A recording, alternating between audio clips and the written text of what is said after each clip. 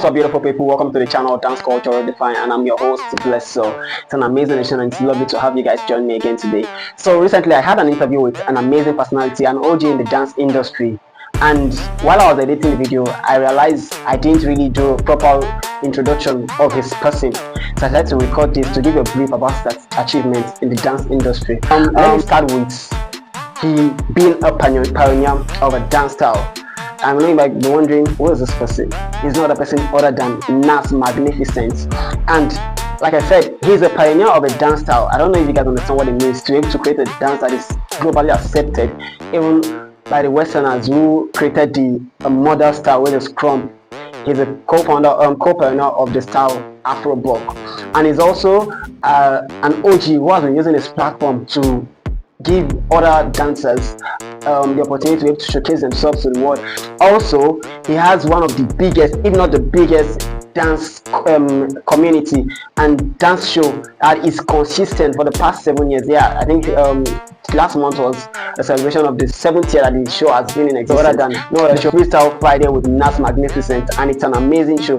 If you've never been to the show, I'm telling you now, it's the best dance show you can ever be in. I'll let you guys enjoy the interview with him. Please leave your comments in the comment section below, like and share the video. On the show with me today, I have an amazing and a phenomenal personality, someone who has done an amazing work in the dance space and is still doing so much for us. I'll just go straight to it. The host of all hosts, permit me to say, as far as dance goes in Africa, is the host when it comes to dance events. No other person other than Nas Magnificent, and I am your host, Nas Magnificent. yeah. Thank you so much for having me today. Thank you.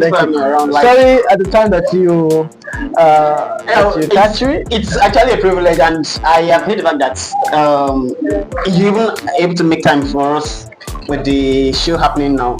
So a lot of people already know who you are, Nas Magnificent, but then have you?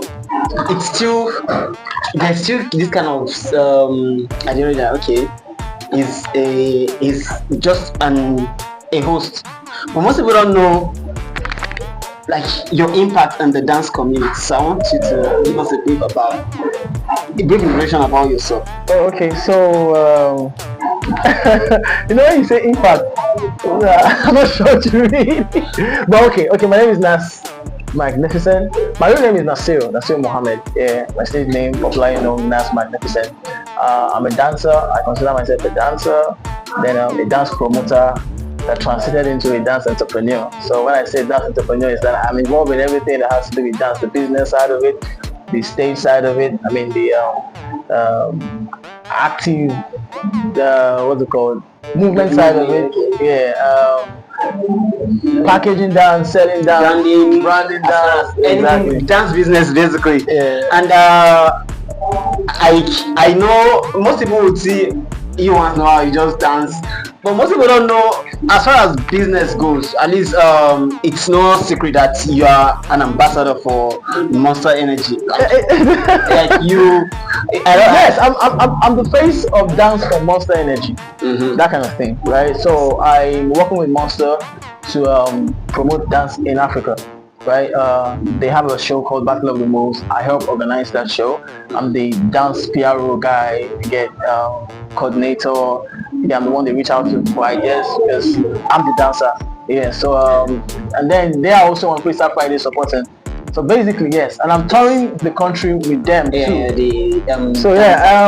Ambassador, I wouldn't call it ambassador. I'm just the guy that works with Monster. Okay, more like a collaboration. Yeah, like that I said, a face for dance for Monster in the country. Correction. I want us to talk about business aspect of dance, because one issue that most dancers experience is the fact that we have a lot of talented dancers in this part of the world, but only few people can boast and say, yes, everything I make is from dance, or I make 90% of my living off dance. Okay. And it's like those who are making it, they are just like there's a secret that the rest of the world don't know.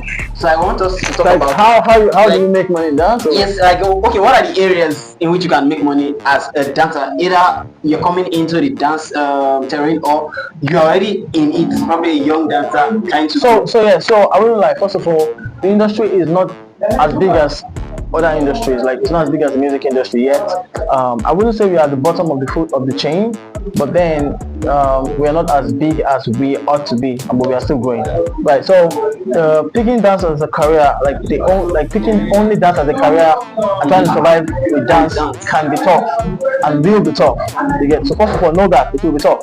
Right, you are advised to have one or two other things to support dancing. Like aside from dance, I craft.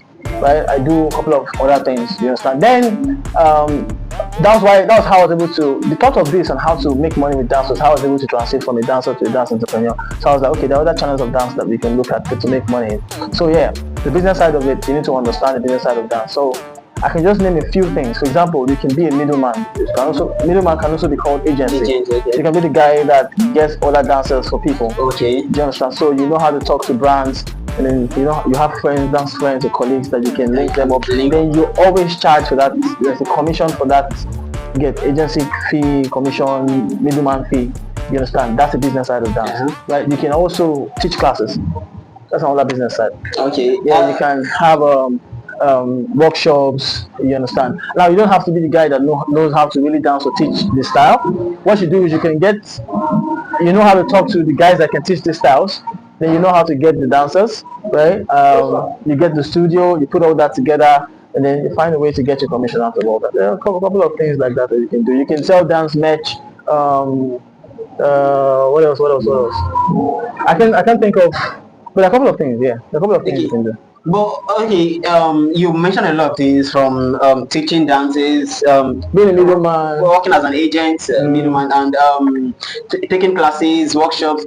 But I want us to be realistic from where I am from, because one of the things I've realized is I want to start from being a middleman that you mentioned. Yeah, I know a lot of I don't even right what to call them is OGs. Okay. But like those who met in the industry, they no longer dance, they're not active. Okay. But then they get jobs and they still pay dancers stipend.